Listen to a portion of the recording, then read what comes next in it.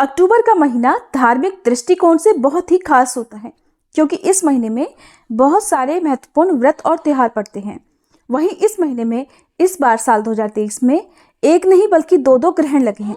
हाल ही में 14 अक्टूबर 2023 को सूर्य ग्रहण लगा था जिसे रिंग ऑफ फायर का नाम दिया गया।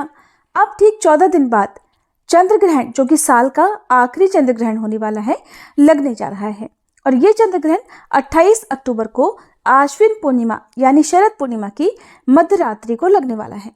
साल 2023 में केवल यही एक ऐसा ग्रहण है जो भारत में भी दिखाई देगा। साथ ही शरद पूर्णिमा के दिन लगने वाले इस ग्रहण का सूतक काल भी हमारे देश में मान्य होगा और सूतक संबंधी नियमों का पालन भी किया जाएगा। साल का दूसरा और अंतिम चंद्र ग्रहण, जो कि खंडग्रास चंद्र ग्रहण होगा, 28 अक्टूबर की मध्य रात्रि को 1:06 से लगेगा और मध्य रात्रि को ही 2:22 पर यह समाप्त हो जाएगा। भारत के साथ ही साल का आखिरी चंद्र ग्रहण दुनिया में Europe, Asia, Australia, Africa, North America, उत्तर और पूर्व दक्षिण अमेरिका, अटलांटिक महासागर, हिंद महासागर और अंटार्कटिका आदि में भी दिखाई देगा। चंद्र ग्रहण का सूतक 9 घंटे पहले और सूर्य ग्रहण का जो सूतक है वो 12 घंटे पहले प्रारंभ हो जाता है। तो ऐसे में इस बार के चंद्र ग्रहण का सूतक लगेगा 28 अक्टूबर शनिवार की शाम 4:06 से और ग्रहण की समाप्ति पर ही सूतक काल भी समाप्त हो जाएगा। ज्योतिष मान्यताओं के अनुसार कहा जाता है कि ग्रहण के दौरान नकारात्मक ऊर्जा का प्रभाव बहुत बढ़ जाता है। ऐसे में इस दौरान न तो भोजन पकाना चाहिए और न ही खाना चाहिए। चंद्र ग्रहण के दौरान जो गर्भवती महिलाएं हैं उन्हें घर से बाहर नहीं निकलना चाहिए।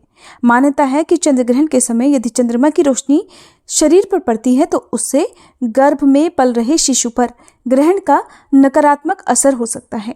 साथ ही चंद्र ग्रहण के दौरान गर्भवती महिलाओं को किसी भी नुकीली या धारदार चीज़ों के इस्तेमाल से बचना चाहिए। कुछ भी काटने या सिलने से बचना चाहिए। शास्त्रों में ग्रहण के दौरान सोने की भी मनाही की गई है। ऐसा करना अशुभ माना जाता है। ग्रहण के समय पेड़ पौधों को भी स्पर्श नहीं किया जाता और सूतक काल से लेकर ग्रहण की समाप्ति तक न तो पूजा पाठ करनी चाहिए और न ही किसी भी प्रकार का कोई भी शुभ मांगलिक कार्य करना चाहिए।